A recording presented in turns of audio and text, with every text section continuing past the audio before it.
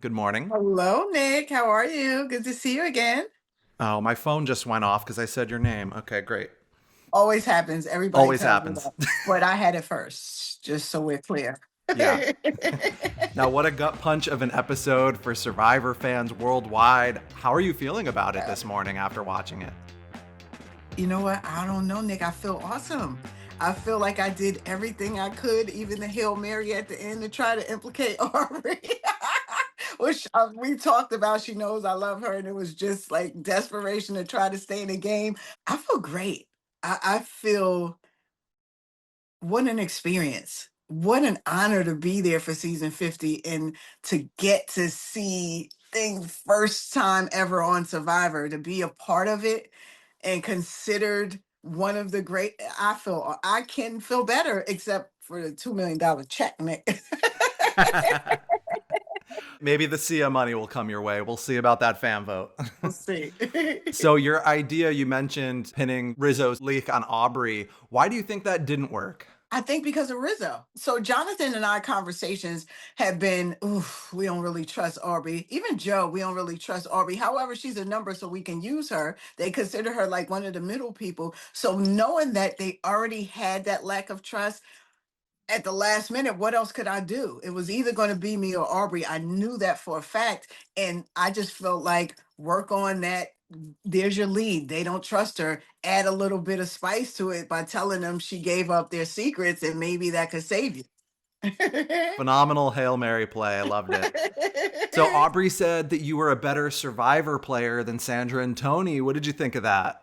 I love Aubrey. Aubrey and I have a long history, and um, to each his own. Everybody has their own opinion. And for her to say that coming from Aubrey, who's an awesome player herself, I felt honored that she would look at me in that way. We saw your reaction to the Ozzy blindside, but what were your actual thoughts about Rizzo not cluing Ozzy in on the fact that they were gunning for him? When Rizzo told me that Ozzy had gave everything up about the entire plan, I believe he also told me that he included him, like he was aligned with me. We had a threesome alliance, even though he said he wanted to go with me to the end. If someone's telling, it was almost like with Courtney Merritt, right?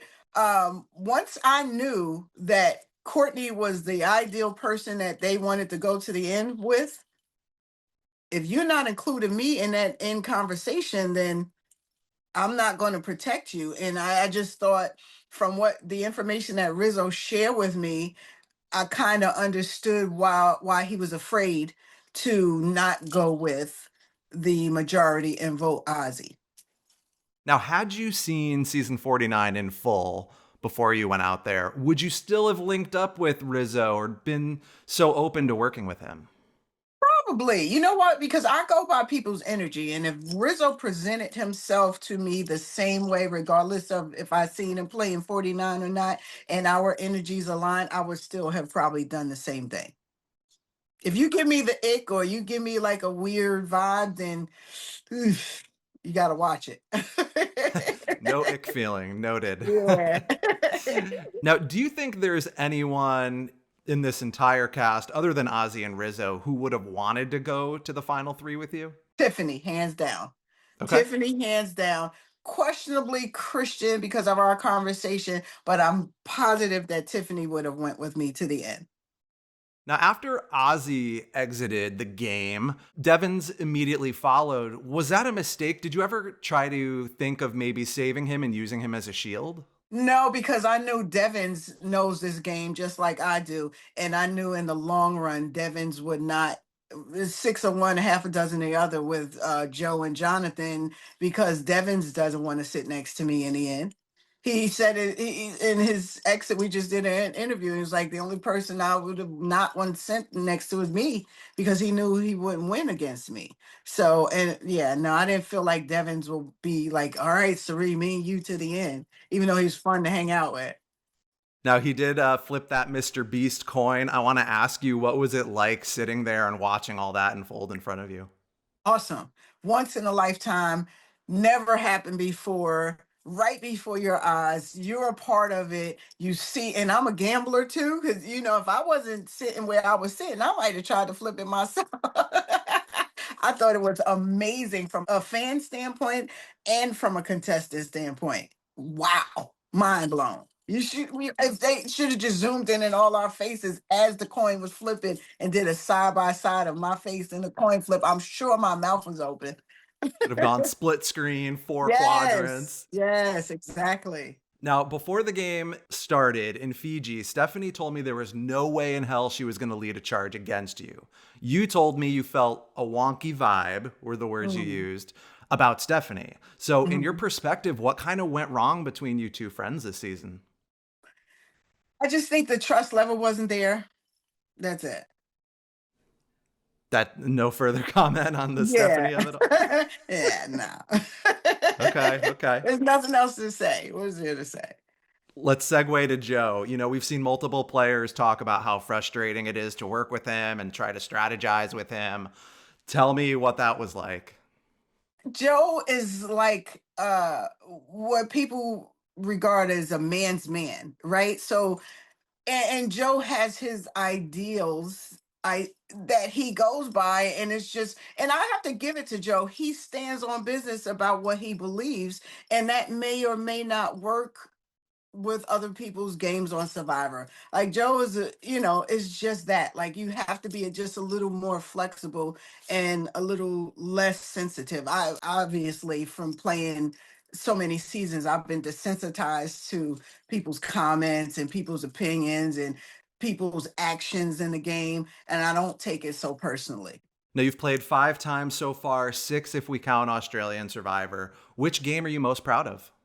I think my season 50 game, like Hmm. I went in there telling my family, like, "Oof, I'm gonna go because who won't go? Who wouldn't want to be asked to be on season 50? Is such an honor and a privilege. I'm going, but don't expect much because I really didn't think I'd make it past the first, second, or third vote. I knew they would be coming for me as they were.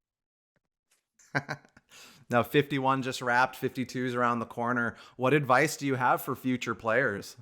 Um, Trust your gut. If you got an ick feeling, if you got a weird feeling, and you don't need any souvenirs, don't go home with no souvenirs. Whatever your gut is telling you, we are having this innate thing inside of us. I don't know if it's the universe. I think it's God for me.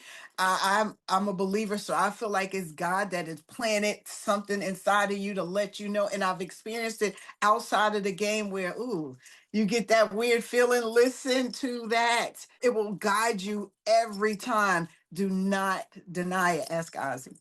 Ozzy even had a dream the night before. The night before. That is his gut telling him, and he didn't listen to it. So listen to your gut. It'll never steer you wrong. And watch and pay attention to people's energy around you. You'll always feel it. You'll always feel it.